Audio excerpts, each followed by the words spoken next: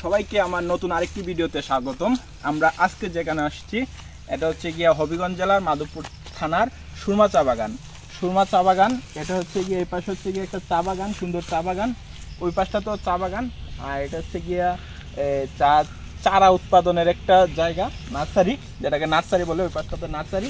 আর এই পাশে আমার পিছন সাইডে আছে একটা লেক, অনেক বড় লেক। এই লেকে মাছ চাষ করা হয়। আর আমরা ওই পাশটাতে আজকে দুপুরে লাঞ্চ করছি।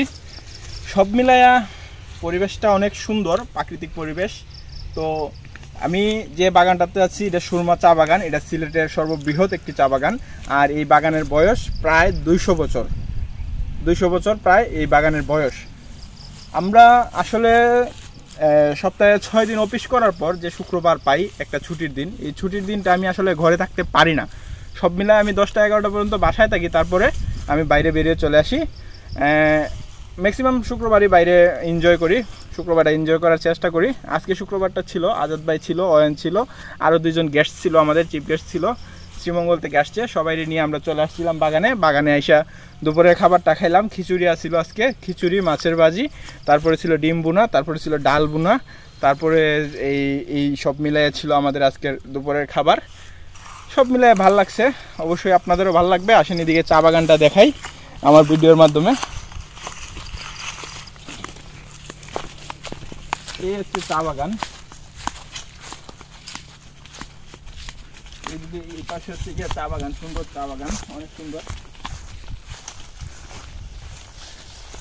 এই হচ্ছে সেই চা বাগান, সিলেটের চা বাগান। আর আপনি সুরমা বাগানে আসতে হলে অবশ্যই ঢাকা থেকে যে কোনো বাসে যদি আসেন, আপনি চলে আসবেন জগদীশপুর মুক্তিযোদ্ধা চত্বর বা জগদীশপুর তেমুনিয়া।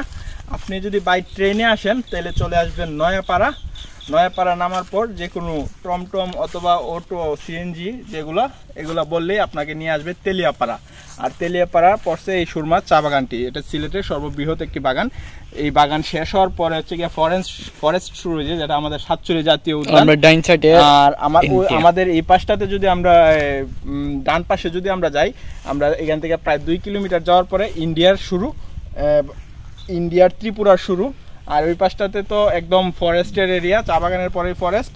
আর পুরো এরিয়াটাই সুরমা চা বাগানের আন্ডারে। এটা একটা মালিকানা চা বাগান। সব মিলিয়ে এই জায়গাটা প্রাকৃতিক সৃষ্টিকর্তার একদম দুহাত মেলে দান করেছেন সৌন্দর্য। আপনি চা বাগান আছে, তারপরে ফরেস্ট এরিয়া আছে, মানে সব মিলে এক কথা কি অসাধারণ একটা সুন্দর জায়গা। এই হচ্ছে আমাদের চা পাতা, দুইটি একটি পাতা, একটি কুড়ি। এটা হচ্ছে একটা পাতা, এটা হচ্ছে আরেকটা পাতা, আর এটাকে বলা হয় কুড়ি। 2টি পাতা, একটি কুড়ি, এই হচ্ছে চা পাতা। চলেন সাতচুরি ভ্রমণ করি। আর ভ্রমণ শুরুতেই আপনি আর একটু সুরমা চা বাগানের একটু মাঝামাঝি অংশে গেলে আপনি এরকম একটা 2টি পাতা, একটি কুড়ির ভাস্কর্য দেখতে পাবেন। সামনে আমরা দেখাবো আর একটা ভিডিওতে ওই ভাস্কর্যটা। চা পাতার একটা ভাস্কর্য আছে, সুন্দর একটা ভাস্কর্য। এটা মাধবপুর উপজেলা থেকে করা হয়েছে। সব মিলে আমাদের আজকের দিনটা এভাবেই যাচ্ছে। সবাই আমাদের সাথেই থাকবেন। যদি আমাদের ভিডিওটা ভালো লাগে অবশ্যই আপনার টাইমলাইনে শেয়ার করতে পারেন, বন্ধুবান্ধবের সাথে শেয়ার করতে পারেন। বন্ধুবান্ধবের সাথে আমাদের সিলেটের হবিগঞ্জের সুরমা চা বাগান তথা সাতচুরি জাতীয় উদ্যান ঘুরতে আসতে পারেন, ভালো লাগবে অবশ্যই। আমরা যদি আপনাদের আসতে কোনো অসুবিধা হয়, কোনো ইনফরমেশন জানার থাকে, অবশ্যই আমাদেরকে নক করবেন, ইনবক্স করবেন। আমরা চেষ্টা করব সম্পূর্ণ আপনাদেরকে ডিটেলস দেওয়ার। ধন্যবাদ আমাদের সাথে থাকার জন্য।